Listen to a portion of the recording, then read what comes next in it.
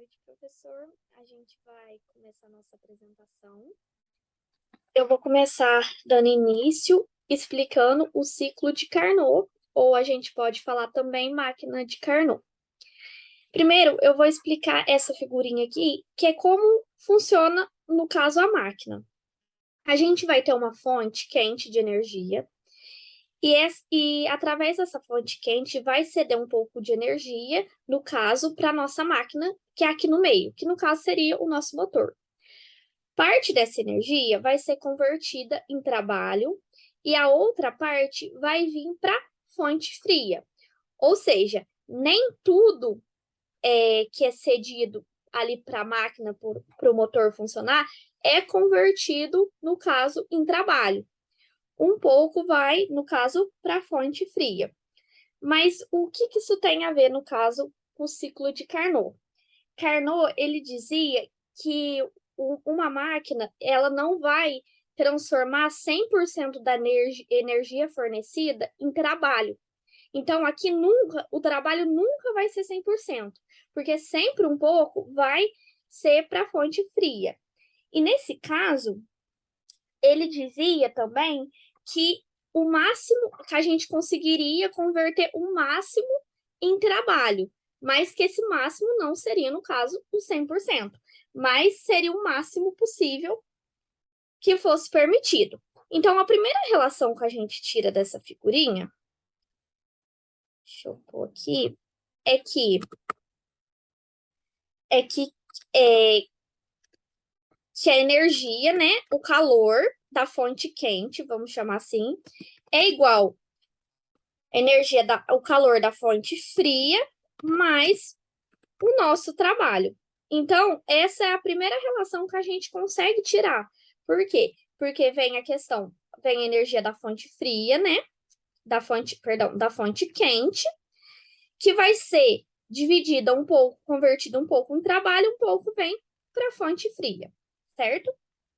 Então, Carnot dizia, como que a gente vai conseguir esse rendimento máximo, vamos chamar assim, como vai ser o máximo, já que não dá para converter 100% em trabalho. Então, o que ele dizia?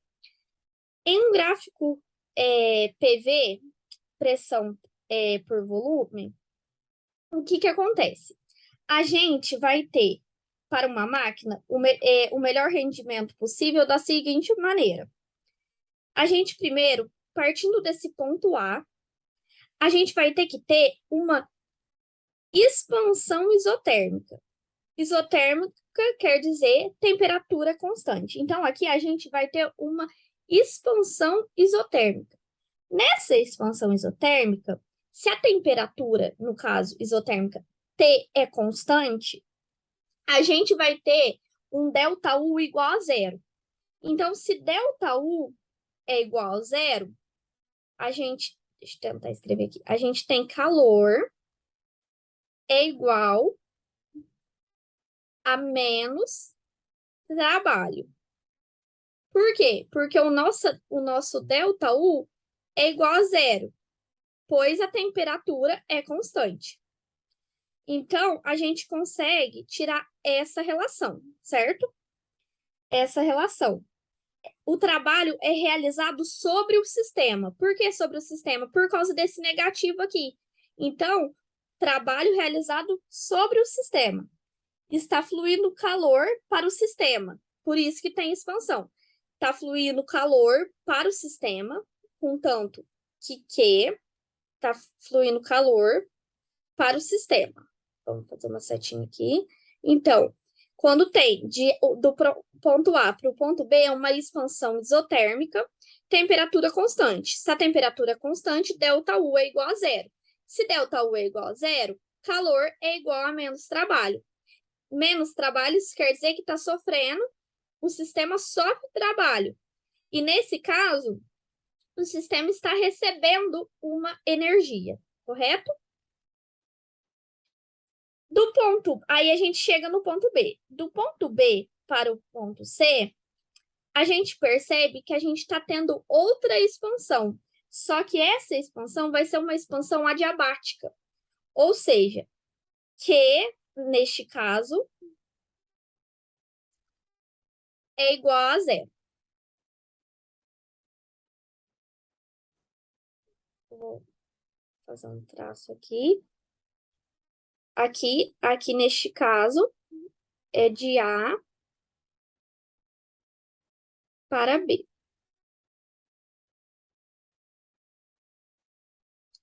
De A para B. E aqui nesse caso, é de B para C.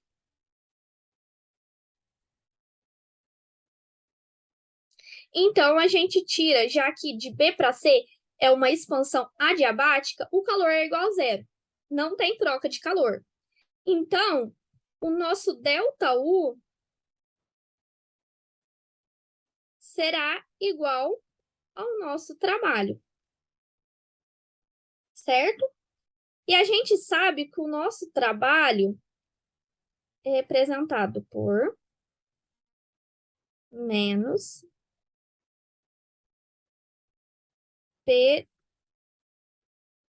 PDV. Então, o que que acontece?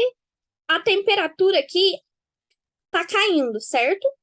A nossa temperatura cai. O que quer dizer? T1 é maior que T2, certo? Aqui o T1 a gente pode dizer que é nossa temperatura da fonte quente. Vamos por fonte quente. E o T2 da nossa fonte fria.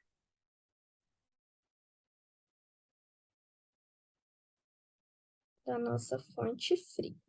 Tá saindo meio ruim porque eu tô desenhando com o dedo que eu não tenho a canetinha, professor. O que que acontece? Então, a nossa temperatura cai. Então, se a nossa temperatura cai, a gente também sabe o nosso ΔU também cai. Isso tudo, claro, a gente está tirando da primeira lei da termodinâmica. ΔU é igual a Q, aqui embaixo, mais trabalho. Certo? Então, vamos chegar um pouquinho para baixo. Aí a gente já falou de B para C, agora do ponto C para o ponto D. Isso, do ponto C para o ponto D. O que está acontecendo aqui? Aqui já não é mais uma expansão, é uma compressão isotérmica. Isso quer dizer que a temperatura aqui é constante. A gente percebe que nossa pressão está subindo e que o nosso volume ele está diminuindo. Então, aqui, deixa eu ver como que eu posso escrever. Como é que eu posso expandir para cá? Eu já pus aqui, eu vou apagar, então. Deixa eu pegar a borrachinha.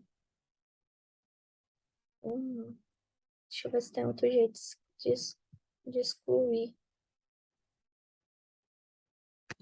Aí, pronto. Deixa eu pôr aqui no cantinho. Aqui o do nosso ponto D, do ponto C, do ponto C para o ponto D.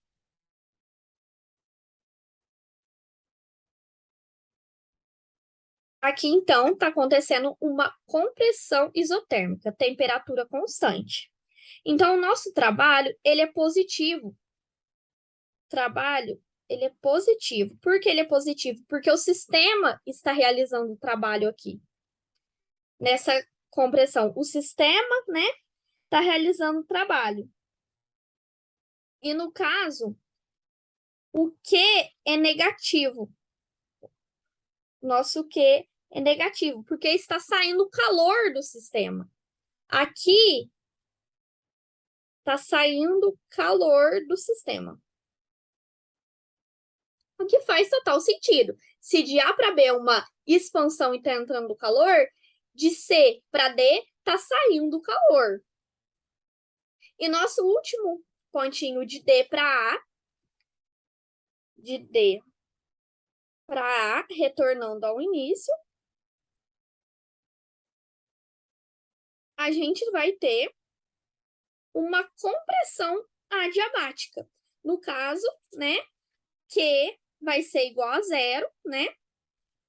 O nosso trabalho aqui é positivo, o nosso trabalho é positivo, a nossa energia interna está aumentando, nossa temperatura também está aumentando, certo? Então, vamos retomar aqui rapidamente, que às vezes eu escrevendo aqui ficou um pouco confuso. No ciclo de Carnot, a gente, para ter o máximo de rendimento possível, a gente tem o seguinte: quando a gente está do ponto A para o ponto B, a gente tem uma expansão isotérmica. A temperatura está constante. E nisso, o sistema está recebendo calor. O sistema está recebendo calor, certo? E nesse caso, se a temperatura é constante, ΔU ele é igual a zero, o que faz Q ser igual ao trabalho, calor ser igual ao trabalho, ou melhor dizendo, menos o trabalho, porque estão realizando o trabalho sobre o sistema, certo? Por isso que é negativo. Quando a gente chega do ponto B para ir para o ponto C, a gente vai ter uma expansão adiabática. Não vai ter troca de calor. Então, nosso ΔU é igual ao nosso trabalho. E nesse caso, a temperatura está diminuindo. A temperatura está diminuindo, ΔU também está diminuindo. E nesse caso, o sistema realiza um trabalho, né? Realizará trabalho, é positivo. ΔU igual ao trabalho. Do ponto C para o ponto D, tá tendo uma compressão isotérmica. A nossa temperatura é constante e, nesse caso, está saindo calor do nosso sistema. E o nosso trabalho é positivo nesse caso, porque o trabalho é realizado pelo sistema, certo? E de D para a gente está tendo uma compressão adiabática. O que acontece? Q é igual a zero, não está tendo troca de calor, e nesse caso nossa temperatura está aumentando, nosso ΔU está aumentando. E é interessante a gente perceber que ΔU é proporcional à temperatura. Se a temperatura aumenta, ΔU, no caso, também aumenta. Se diminui, também diminui. Certo? Então, a gente tirou essa primeira equaçãozinha quando a gente viu essa questão de como a máquina funciona, né? Deixa eu selecionar aqui para mim poder escrever.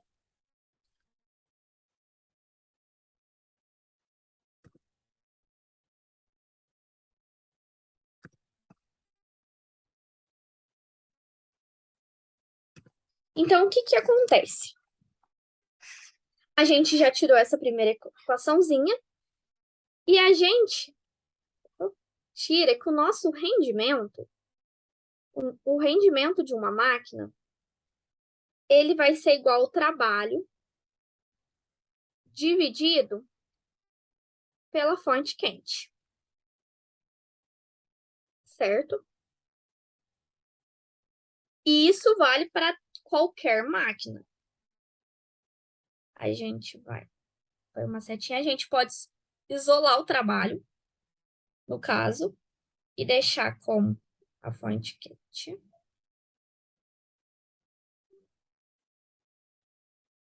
Menos a fonte fria.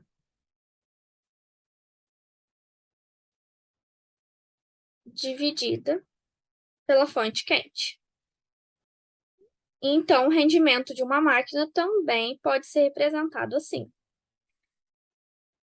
Deixa eu selecionar para apagar aqui.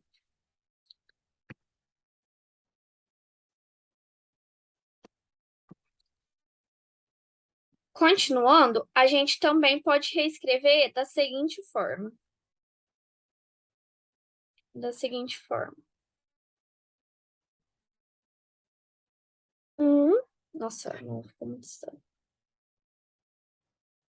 1 menos fonte fria dividido pela fonte quente. Ou seja, o que é isso? Eu fiz como se fosse um MMC, fonte quente. É tudo a mesma coisa, mas a gente pode escrever dessas 3 maneiras. Porém, isso vale para qualquer máquina. E vai ter a fórmula específica, claro, para a máquina de Carnot, que vai ser a fonte fria dividida pela fonte quente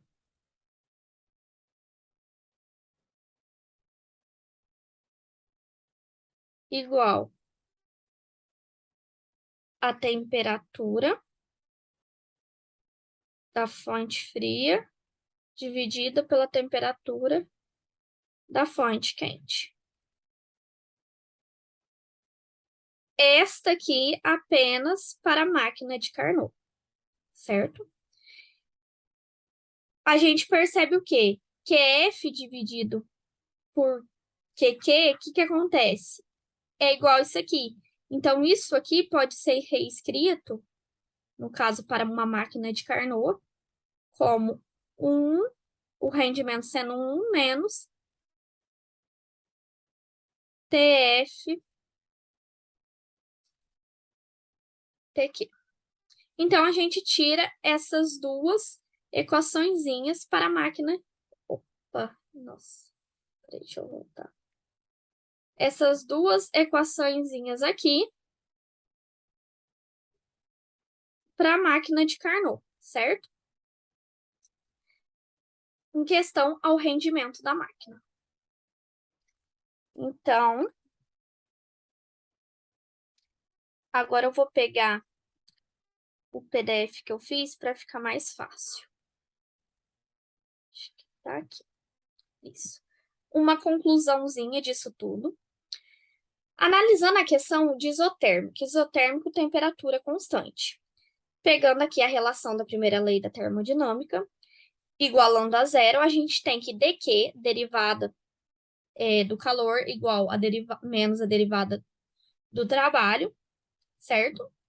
O trabalho a gente pode escrever como nRT dV dividido por V, certo? Porque da onde que surgiu isso aqui? Isso aqui surgiu daquela relação que eu tinha falado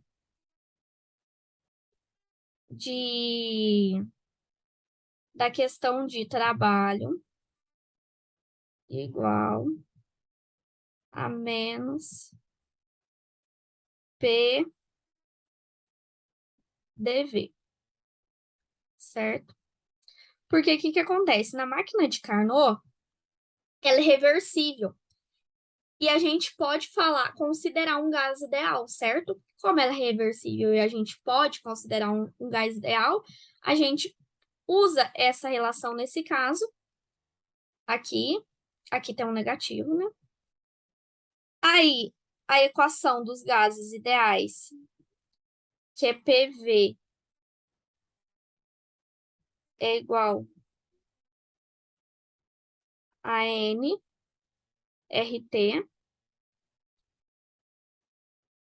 A gente isola, no caso, esse P. E é o que foi colocado aqui, certo? Então, trabalho é igual a nRT, a gente tira, no caso, a integral, ln de V2 dividido por V1, certo? Aqui tem um negativo, eu esqueci de colocar, mas tem um negativo. Ah, melhor, aqui no caso tá em módulo, então aqui no caso dará positivo, mas aqui tinha que ter um negativozinho. Então, que conclusão que a gente chega? Quando a gente tem a expansão isotérmica ou a compressão isotérmica, isso vai depender apenas do volume, certo? A gente chegou na equaçãozinha final aqui, isso depende apenas do volume. Agora, na questão adiabática, a gente tem o calor é igual a zero. Então, temos dU igual a dW, dU igual a dW, em módulo, o que a gente tira que vai depender apenas da temperatura. Então, a expansão isotérmica, a compressão isotérmica depende apenas do volume. Afinal, expansão está aumentando o volume, compressão está diminuindo o volume. E a diabática, que é de B para C e de D para A, depende apenas da temperatura. Afinal, está aumentando ou diminuindo a temperatura. Certo? Então, a gente tira essa conclusãozinha. Agora, a gente vai entrar aqui um pouquinho na questão da segunda lei da termodinâmica e de entropia. A gente define a entropia através do ciclo de Carnot, certo? Aí a gente tem a questão da entropia, ds é igual a dq reversível, afinal a gente estava falando de um ciclo de Carnot que é reversível, dividido pela temperatura. Integrando, a gente tem ds igual de 1 para 2, dq reversível dividido por t. Qualquer calor fornecido, um pouco é perdido para entropia. Afinal, nem tudo é convertido em trabalho, como já foi dito. Mas trabalho é produzido quando o processo é reversível. Então, tirando uma outra relaçãozinha de dq reversível é maior do que dw reversível é maior ou igual a dw irreversível. Por quê? Porque quando o processo é reversível, mais trabalho é produzido, certo? Pondo o sinal multiplicando por menos 1, e isolando, dw irreversível menos dw reversível é maior ou igual a zero. Então, a gente tira que du é igual a dq mais dw, que é irreversível aqui, eu não pus, mas esse é considerado irreversível, é igual a dq reversível mais dw reversível. A gente fazendo o isolamento, certo? Vem para cá o reversível, dw irreversível menos dw reversível é igual, este vai para lá, dq reversível menos dq irreversível maior ou igual a zero. Analisando esse dq reversível, passando esse dq para o outro lado, é maior ou igual que dq. Dividindo os dois pela temperatura, o que a gente tira desse dq dividido por t? Irreversível. Se é igual a ds. Se for maior ou igual, se ds é maior ou igual de que dq dividido por t, é um processo irreversível. Mas se for igual, perdão, se for maior ou igual, é irreversível, e se for igual, é reversível, certo? Então, tirando a conclusão dessas contas, a gente vê que dq reversível é maior ou igual a dq irreversível dividido por t. A gente pega essa relaçãozinha aqui e a gente vê que é igual a ds, certo? Igual a gente tinha visto aqui em cima, ó, certo? Aí, mas se for maior ou igual, se ds é maior ou igual do que dq dividido por t, é irreversível. Mas se for igual, é reversível. Igual a gente viu aqui, reversível. Certo? O processo irreversível se dá pelo aumento da entropia espontânea. A entropia ela nunca vai diminuir, ela sempre vai aumentar. E a gente tem a relação delta da entropia do universo é igual ds do sistema mais ds da vizinhança. Então, temos que T, temperatura, vezes ds é maior ou igual que dq. E se o volume for constante? Se o volume for constante, temperatura vezes ds é maior ou igual que du, certo? O volume é constante, então não tem trabalho, certo? O que acontece? Volume constante, trabalho igual a zero. Então, dq é igual a du, por isso foi substituído du. Caso a energia interna também seja constante, se a energia interna também for constante. Então, ds, a energia interna constante, o volume constante, é igual maior ou igual a zero para um processo espontâneo. Agora, caso a entropia seja constante, se a entropia aqui é constante, então du não é constante, já vai ser menor ou igual a zero. Du está diminuindo, certo? Então, a gente conclui que a energia interna sendo transformada em calor, é liberada para a vizinhança. Então, a energia interna sendo transformada em calor é liberada para a vizinhança. Energia interna do sistema tem que diminuir. Então, a entropia aumenta automaticamente, certo? Mas e agora? A gente falou se o volume for constante, certo? Mas e se a pressão for constante? Então, T vezes ds maior ou igual a dH, que isso quer dizer entalpia. E se a entalpia for constante? ds, entalpia constante, pressão constante, maior ou igual a zero. Se a entropia for constante, menor ou igual a zero. Então, a gente conclui o quê? Se eu manter a pressão constante e a entropia constante para que o processo seja espontâneo, a entalpia tem que diminuir. Isso significa que o sistema está liberando calor para a vizinhança. Aumenta a entropia das vizinhanças. Isso faz com que o conjunto vizinhança mais sistema aumente a sua entropia, ou seja, a entropia sempre vai aumentar. Então, o último comentário que eu ainda pus aqui, que vale ressaltar que se um processo ocorre em um sistema fechado, a entropia do sistema ela aumenta para processos irreversíveis e permanece constante para processos reversíveis, certo? Então, foi isso que eu queria dizer sobre o ciclo de Carnot, sobre como funciona o ciclo, né? A questão da máquina térmica, que para Carnot, né, não dá para ter um rendimento de 100%, mas dá para ter um máximo de rendimento, certo?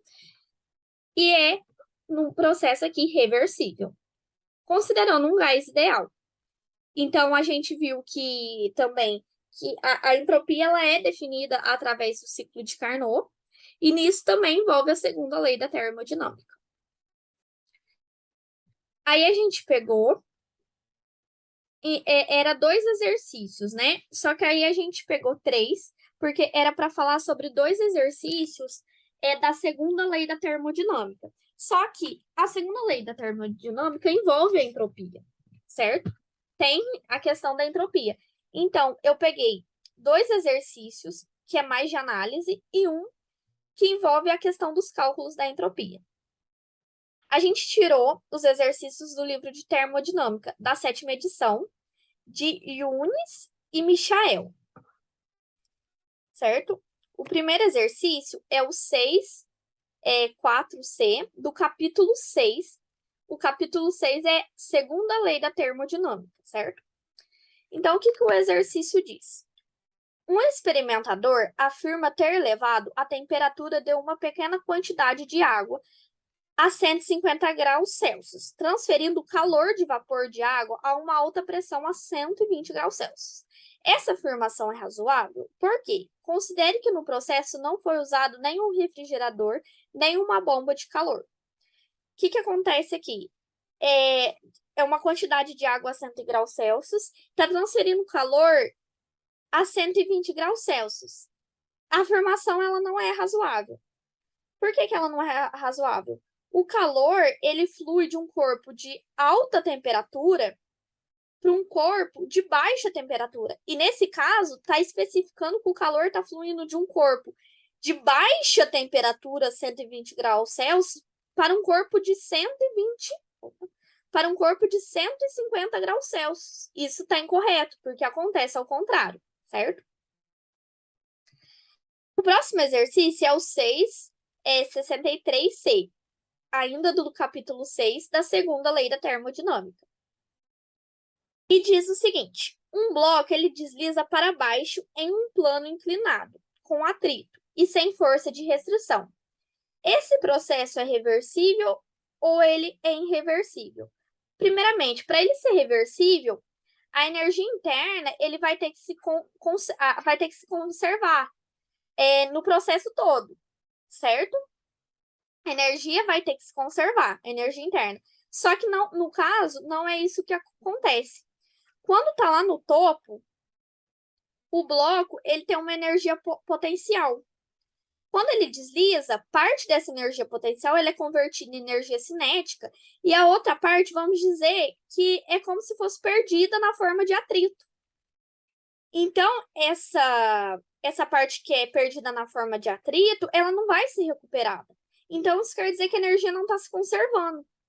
Para o processo ser reversível, a energia interna tem que se conservar. E nesse caso, ela não se conserva, porque quando perde para atrito, o atrito, essa energia perdida para o atrito, ela não vai ser recuperada. Então, a gente considera esse bloco que desliza no plano inclinado com atrito, isso quer dizer que é um processo irreversível.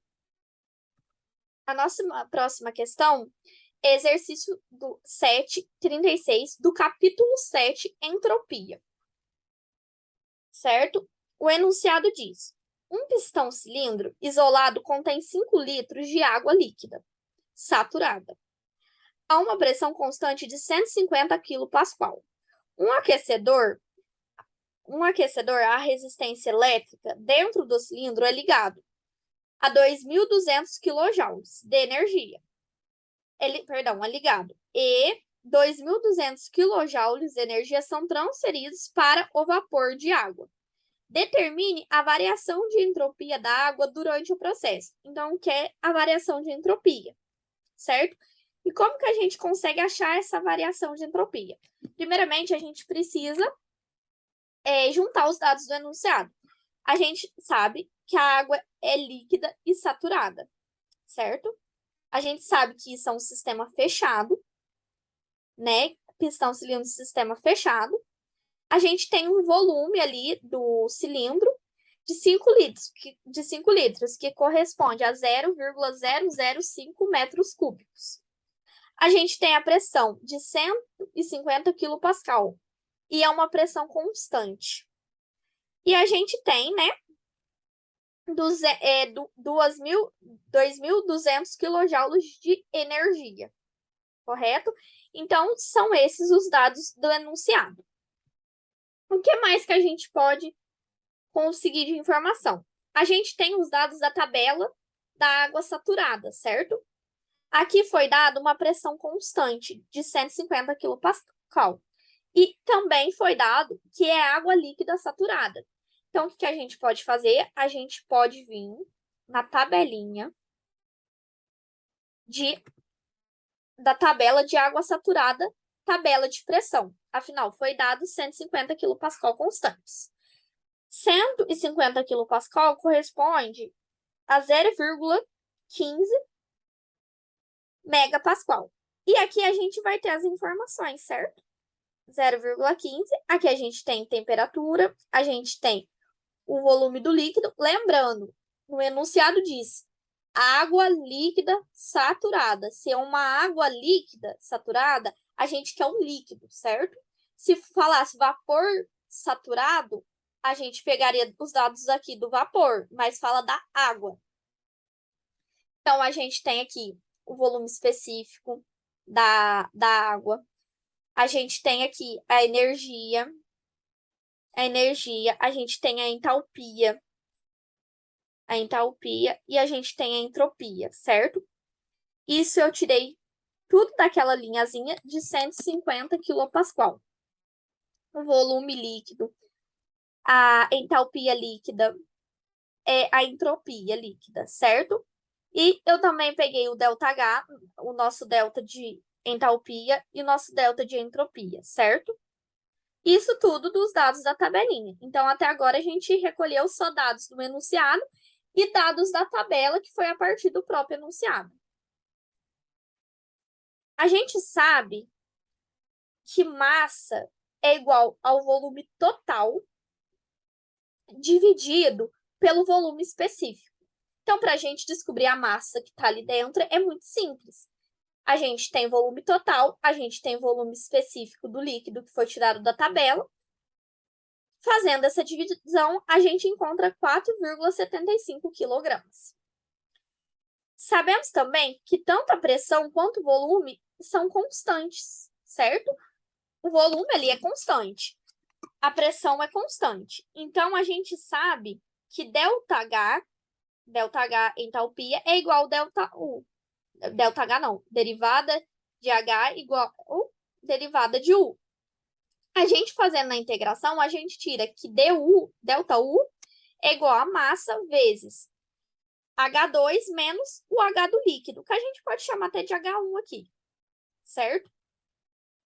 A única contribuição de energia interna é o calor, energia interna. Portanto, a gente tem aqui, do qual o ΔH do líquido é igual ao calor dividida pela massa.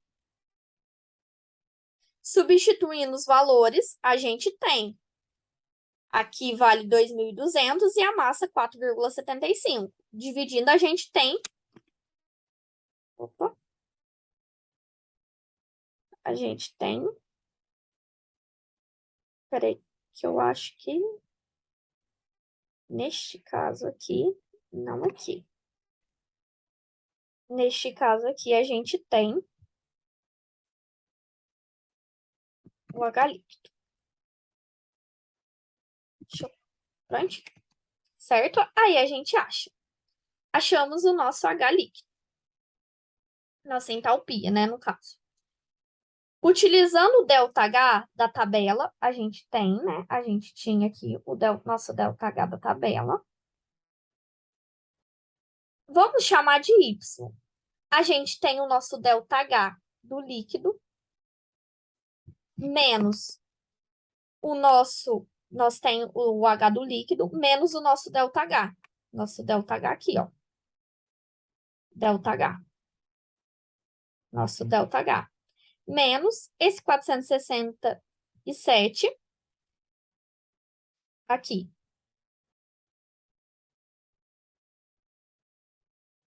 Que vai dar 0,21.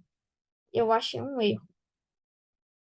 Aqui eu quis dizer o ΔH2. Certo? Aqui é ΔH2. Ó, a gente pode perceber aqui. A gente acha o nosso ΔH2, temos o nosso ΔH2 e fazemos a relação ΔH2 menos o ΔH1, que é do nosso líquido, dividido pelo nosso, perdão, H, né? H2 menos H1, que é o H líquido, dividido por ΔH. E a gente acha a relação de 0,21.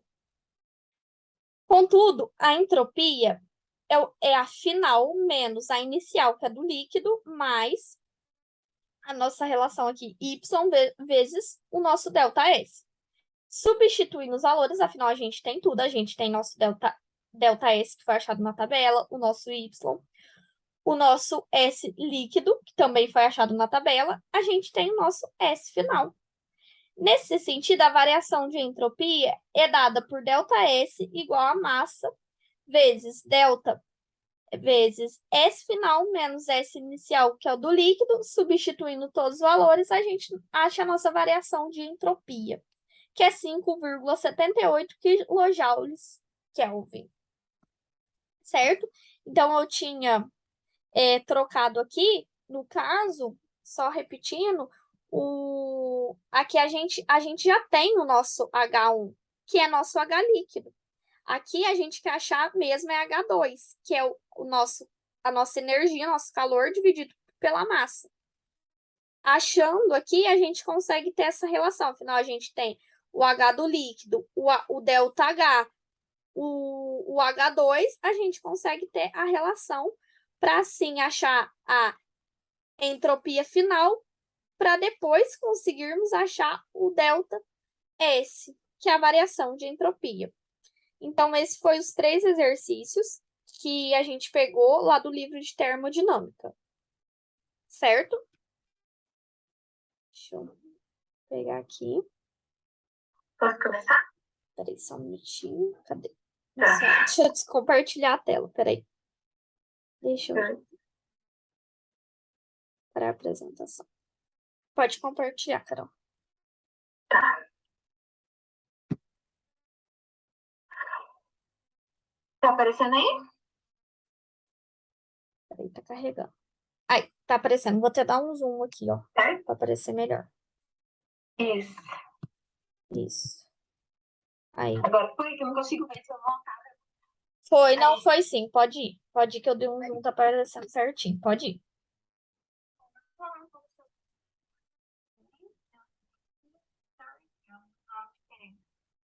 Bom, depois que a gente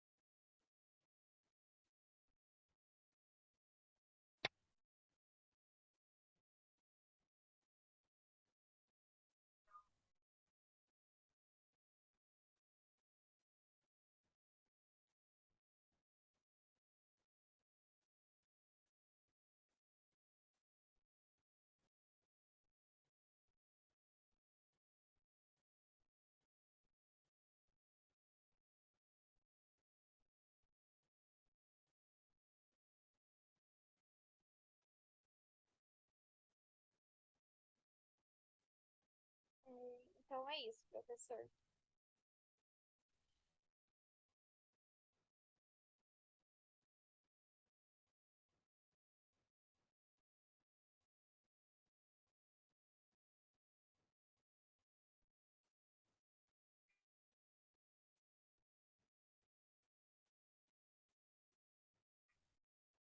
Tá bom.